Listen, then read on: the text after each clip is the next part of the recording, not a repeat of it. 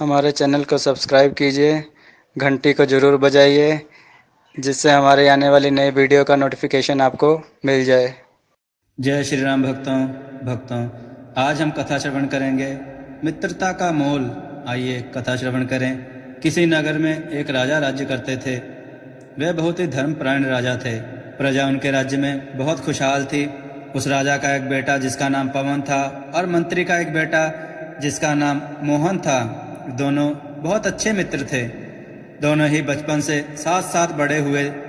दोनों में बहुत अच्छी और सच्ची मित्रता थी। पवन जहाँ कहीं भी जाता, मोहन भी उसके साथ जाता। पवन भी मोहन के बिना एक पल भी नहीं रहता था। एक दिन दोनों शिकार खेलने जंगल में गए। दोनों सारा दिन जंगल में घूमते रहे, पर शिकार तो दूर कोई जानवर नहीं दिखा। दिन ढलता जा रहा था और दोनों बहुत थक चुके थे। दोनों ने निराश होकर घर जाने का विचार किया। उसी समय थोड़ी दूर पर उन्हें एक जंगली सुअर दिखाई दिया। हालांकि दोनों थके हुए थे और उन्हें भूख भी लग रही थी, पर हाथ आए शिकार को छोड़ना उन्हें सही नहीं लग रहा था। इसलिए वे धीरे धीरे उस जंगली सुअर की तरफ बढ़ने लगे। जैसे ही सुअर ने उनके कदमों की आहट सुनी, वो तेजी से भागा। दोनों मित्र उसका पीछा करने लगे। सुअर आगे आगे जा रहा था और दोनों पीछे पीछे। दोनों बहुत थके हुए थे, फिर भी वो उस सुअर के शिकार के लिए उसके पीछे दौड़ते रहे। थोड़ी देर में ही अंधेरा हो गया और सुअर बचकर निकल गया। दोनों दोस्त भी काफी आगे निकल आए थे और थकान के कारण वापस जाने की हिम्मत नहीं जुटा पा रहे थे। दोनों ही पास के एक पेड़ के नीचे बैठ गए। पवन को नींद आ रही थी। उसने मोहन से कहा कि हम सुबह चलेंगे। मोहन को भी उसकी बात पसंद आ गई और दोनों मित्र पेड़ के नीचे लेट गए। पवन को तो लेटते ही नींद आ गई, लेकिन मोहन यह सोचकर जागता रहा कि कहीं कोई जंगली जानवर ना आ जाए। जिस पेड़ के नीचे दोनों लेटे थे, उस पेड़ के ऊपर एक तोता और एक मैना बैठे थे। जब रात हो गई तो मैना ने तोते से कहा कि कोई बात बताओ जिससे कि रात कट जाए। तोता बोला, अपने बारे में बताऊं या किसी दूसरे के बारे में? मैना बोली, अपने बारे में कभी और बताना, अभी तो इसके बारे में बताओ जो इस पेड़ के नीचे बैठे हैं। मोहन उनकी बातों को सुन रहा था। तोते ने कहना शुरू किया, देखो मैना, ये दोनों मित्र हैं। इनमें से एक राजा का पुत्र है और दूसरा मंत्री का। यह जो राजा का पुत्र है, इस पर बहुत बड़ी मुसीबत आने वाली है। कुछ दिनों बाद इसकी शादी होने वाली है। मैना बोली, इसमें मुसीबत कैसी? तोता बोला, सबसे पहली मुसीबत तो तब आएगी जब बारात जाएगी। जब बारात रास्ते में एक सूखी नदी पार करेगी, बाराती तो सब निकल जाएंगे, लेकिन जब दूल्हे की पालकी निकलेगी तो नदी में पानी आ जाएगा और पालकी बह जाएगी। अगर कोई सुन रहा हो तो एक काम करे, बारात के नदी पार करने से पहले पालकी को पार करा दे, इससे राजकुमार बच जाएगा। तो दूसरी मुसीबत आएगी, जब बारात नगर में पहुंचेगी और पालकी को मंडप में उतारा जाएगा तो अचानक कहीं से शेर आ जाएगा और दूल्हे पर हमला कर उसे मार देगा। अगर कोई सुन रहा हो तो सावधान रहे और उस शेर को मार दे। जब राजकुमार इससे भी बच जाएगा तो एक आफत और आएगी। जब बारात लौटकर आएगी तो एक बरगद के पेड़ के नीचे ठहरेगी। राजकुमार भी एक और लेट जाएगा, लेकिन जैसे ही वो लेटेगा, पेड़ की एक डाल टूटकर राजकुमार पर गिरती है और वह मर जाएगा। अगर कोई सुन रहा हो तो एक काम करे, बारात को वहीं छोड़कर राजकुमार को थोड़ा और आगे ले जाए और दूसरे पेड़ के नीचे ठहरे। ऐसा करने से राजकुमार उस समय तो बच जाएगा, किंतु अभी आगे राजकुमार पर और मुसीबत आएगी। मैना ने पूछा, आगे कौन सी मुसीबत? तोते ने कहा, अगर राजकुमार इससे भी बच गया, जब पहली रात राजकुमार अपनी राजकुमारी के पास सोएगा तो आधी रात में काला सांप आएगा और राजकुमार को डस लेगा। अगर कोई सुन रहा हो तो रात भर वहां पहरा दे और सांप को मार दे, जिससे राजकुमार के प्राण बच जाएंगे। तोते ने कहा, अगर राजकुमार इससे भी बच गया तो दूसरे दिन एक नागिन भी आएगी और राजकुमार को काट लेगी।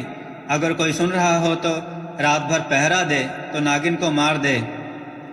जब इन सब मुसीबतों से राजकुमार बच गया तो बहुत दिनों तक जिएगा और राज करेगा। लेकिन एक बात और मैना, यदि कोई यह सुन रहा है तो वह यह बात किसी को ना बताए, वरना वो पत्थर का बन जाएगा। मैना ने पूछा, यदि वो पत्थर का बन जाएगा तो फिर से आदमी नहीं बन पाएगा? तोता बोला, हाँ बन सकता है, यदि राजकुमार अपने होने वाले पहले लड़के का खून उस पत्थर पर डाले तो वह आदमी जीवित हो जाएगा। इतना कहकर तोता चुप हो गया। रात बीत चुकी थी। मोहन सोच में पड़ गया, पर अंदर ही अंदर खुश भी हो रहा था कि अब वो अपने दोस्त को बचा पाएगा। दिन निकला और दोनों दोस्त अपने नगर में लौट आए। कुछ दिनों बाद पवन के विवाह की तैयारी होने लगी। ठीक समय पर बारात रवाना हुई। मोहन भी साथ चला। चलते चलते रास्ते में सूखी नदी पड़ी। मोहन ने आगे बढ़ते हुए कहा कि पहले पालकी को आगे निकलने दो। जैसे ही पालकी दूसरी तरफ पहुंची कि नदी में बाढ़ आ गई। जरा सी ही देर हो जाती तो पालकी डूब जाती। मोहन ने सोचा चलो पहली बला टली। बाराती भी खुश हो गए।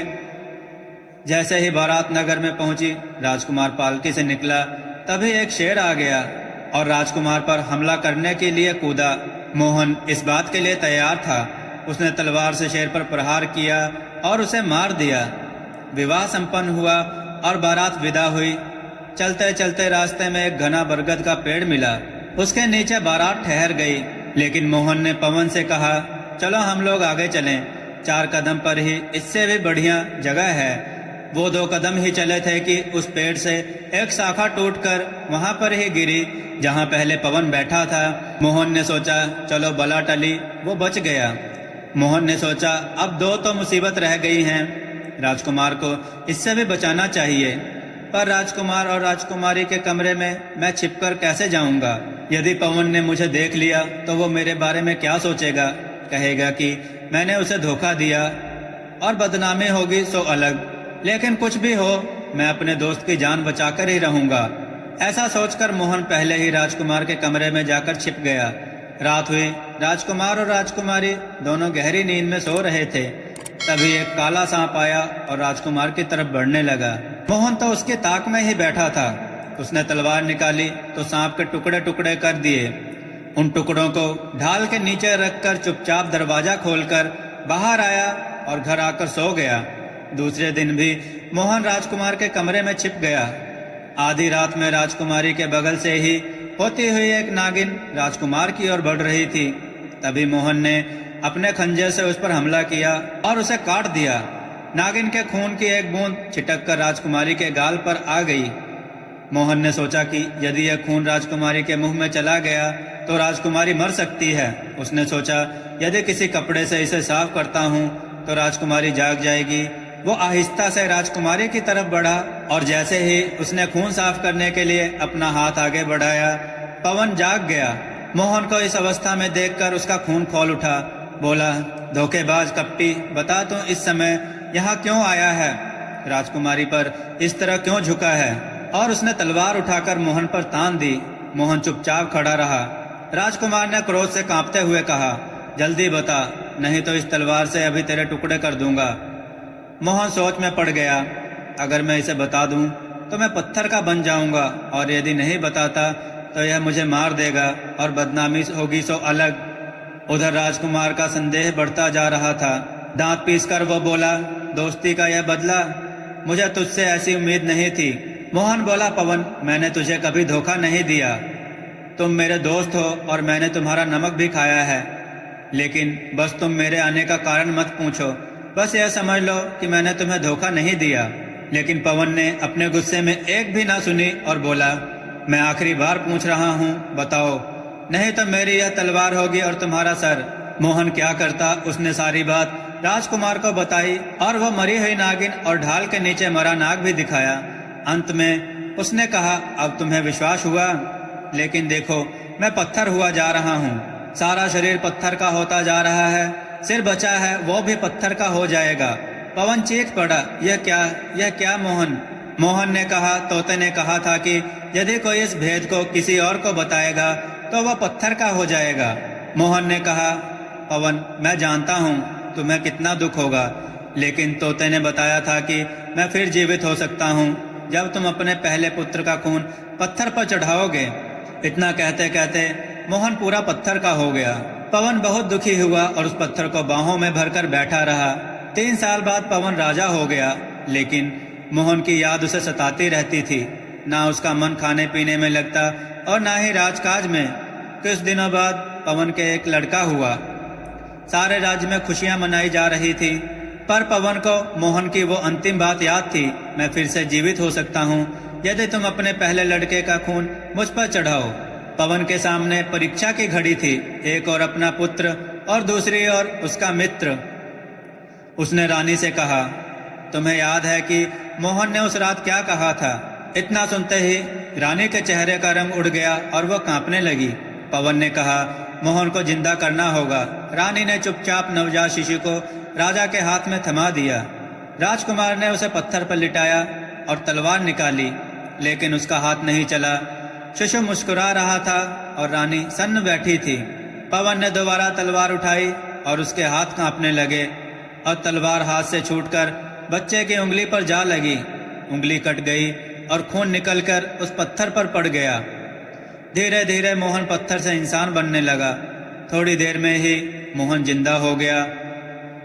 पवन ने उसे उठाया और दोनों मित्र गले लगकर थोड़ी देर तक रोने लगे और उस दिन के बाद वो दोनों सुखपूर्वक रहने लगे।